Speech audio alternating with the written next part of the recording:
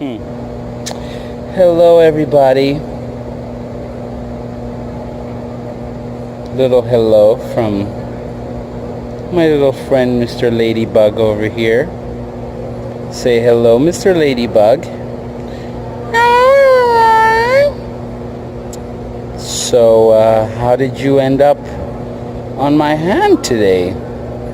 Well, I was kind of just like stranded in the metro, and basically,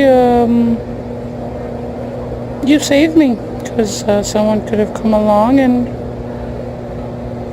someone could have very easily come along and stepped on me. You don't say, Mr. LadyBug. Well, I kind of like to think I'm in the business of saving sentient beings from the perils of humanity, I guess we could say. Oh, thanks a lot, Papa G, because, you know, I wasn't quite ready to go yet. You know,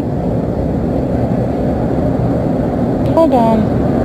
Seems you've lost focus of me. Ah, there we go. I got you again. So,